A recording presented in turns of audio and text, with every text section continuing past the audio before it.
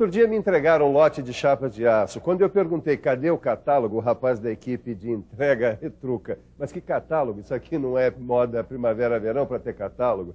Tá claro que todo mundo caiu na risada, né? Eu fiquei com pena do rapaz, mas eu fui em cima. Ô, rapaz, você não entende nem de moda e nem de metalurgia. Volta lá para a siderúrgica e pergunta pelo catálogo. E se tiver, me manda pelo correio, tá legal?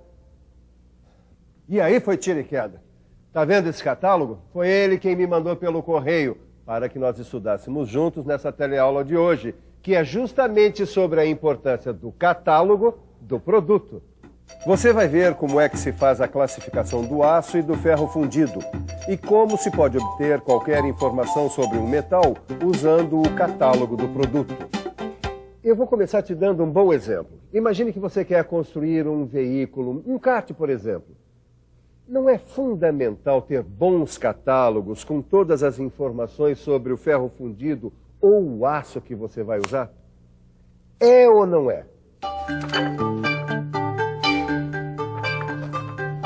Olha, Edgar, eu já li um monte de catálogos. Catálogo de produtos de ferro fundido, de aço, plástico, cerâmica. Eu só não entendi uma coisa. Como é que eles fazem a classificação de cada um desses produtos? Olha, Neuza, eles podem ser classificados de várias maneiras. Por exemplo, o aço. O aço pode ser classificado pela forma do produto semi-acabado. Quer dizer, se é em chapa, em barra, laminado. Exatamente. E também pelo processo de acabamento. Quer dizer, se é laminado a quente, a frio, se é aço fundido, forjado. Muito bem, Neuza, muito bom. O aço pode ser classificado ainda pelo procedimento de desoxidação, pelo tipo de aplicação, pela composição química, que é a classificação mais importante. Quer dizer, pelo teor de carbono ou pelo teor do elemento de liga que o aço tiver.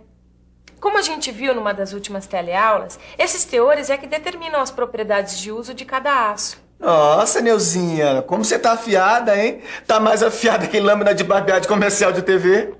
Eu tô mesmo, Edgarzinho. É que eu tenho estudado. Agora, eu não entendi como é que eles arrumam esses códigos. Por exemplo, aço 1020. Que negócio é esse de aço 1020? Oi, por favor, você sabe o que é o aço 1020? 1020? Não. E você, sabe o que é o aço 1020? O aço 1020 é um aço carbono comum com 0,2% de carbono. Tá certo o que ele disse? O que é o aço 1020? É um aço com 0,2% de carbono, um aço comum. E quem é que deu esse nome, aço 1020? A ABNT. Ouviu só o que ele disse? ABNT. Essa é a sigla da Associação Brasileira de Normas Técnicas, que, segundo normas internacionais e de acordo com a composição química, classifica todo o aço com 4 ou 5 algarismos. Vamos ver agora um exemplo. Olha, essa é uma tabela que eu arrumei para mostrar para um colega como exemplo. Aqui estão os aços carbono. Por exemplo, quando tem o número 10 na frente, ele tem a designação carbono e um teor máximo de manganês de 1%. Agora você deve estar se perguntando o que é esse XX que o Silva colocou aí nessa tabela. Os dois últimos dígitos que aparecem no lugar do XX é que vão indicar a porcentagem de carbono existente no aço. Um aço 1020 é um aço carbono. Um aço carbono comum com 0,20% de carbono. Nossa, Neuzinha, você tá mais afiada do que Machado de desenho animado, hein? Agora me explica uma coisa. Como é que você descobriu a classificação do aço 1020? Olha aqui. Esse 10 aqui na frente quer dizer que ele é um aço carbono comum. O 20 logo em seguida quer dizer que ele tem 0,20% de carbono. Olha, sem mistério, tá vendo? O aço 1020. Peraí, deixa eu ver uma outra coisa. Deixa eu ver se eu entendi.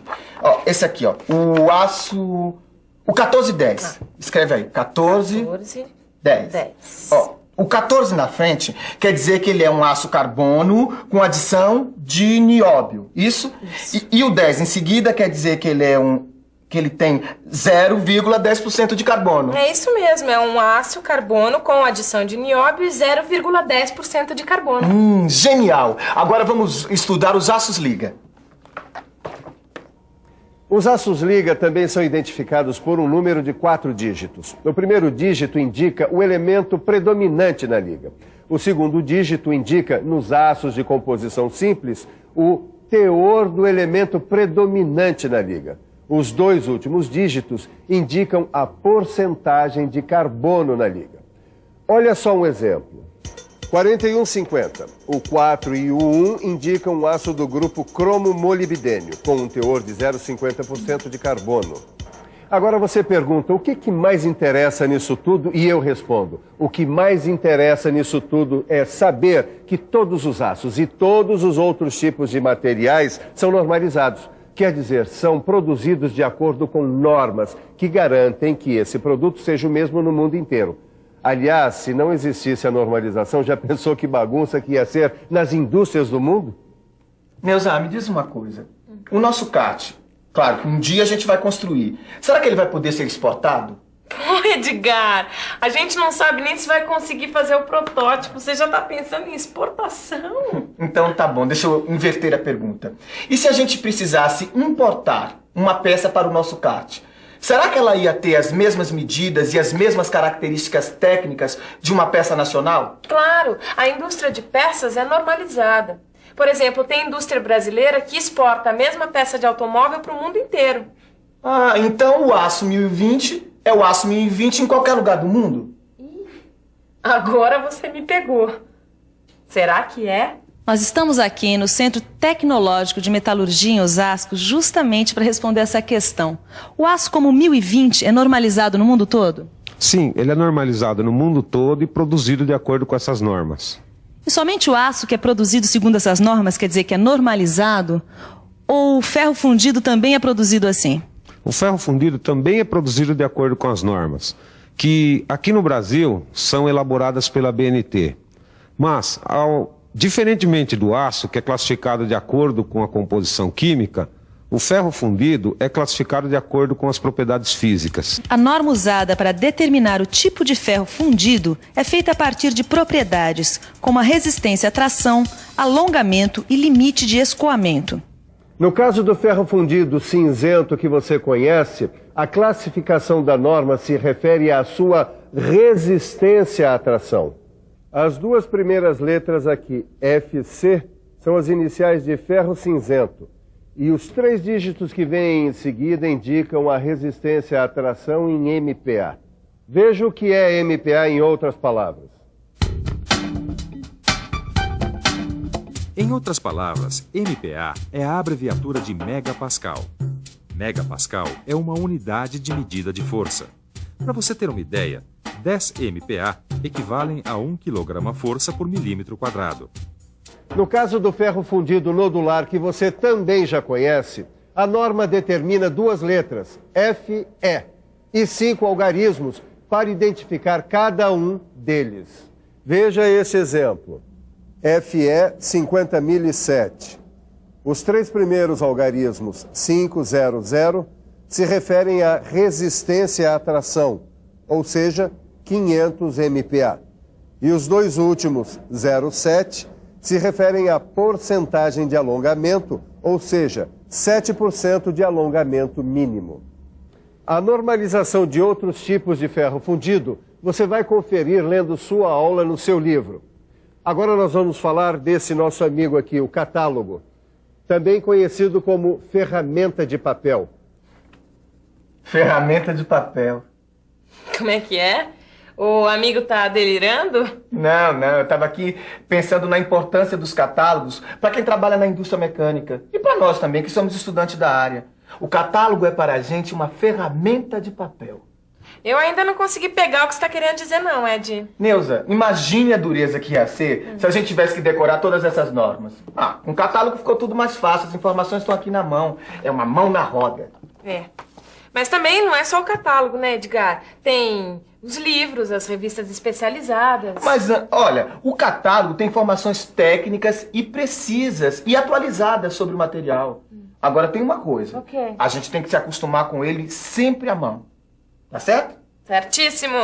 Certo mesmo é quem tem sempre à mão um catálogo e se habitua a encontrar informações precisas sobre especificações como peso, dimensões, formatos, aplicações, composição, processo de fabricação, equivalência de normas técnicas entre os diversos países, etc, etc, etc. Um catálogo traz sempre um mundo de informações úteis para quem trabalha em mecânica, assim como eu e você. Muito bem.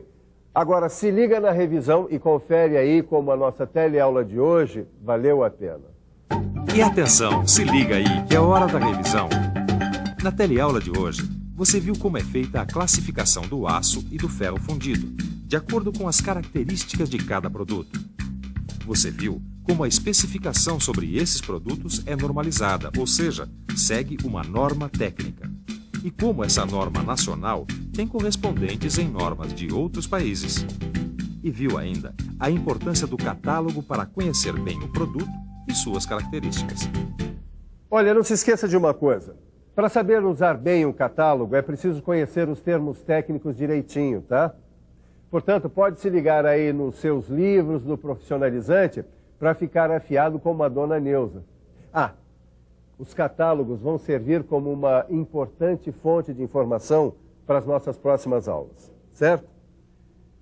Muito bem, pessoal, nós estamos terminando o nosso estudo dos materiais ferrosos. Mas na próxima, nós já vamos começar a ver outros assuntos importantes como o impacto da fabricação até a utilização dos materiais no meio ambiente, certo? Então, ligados aí nos livros, fazendo os exercícios e na próxima a gente se vê. Um abraço.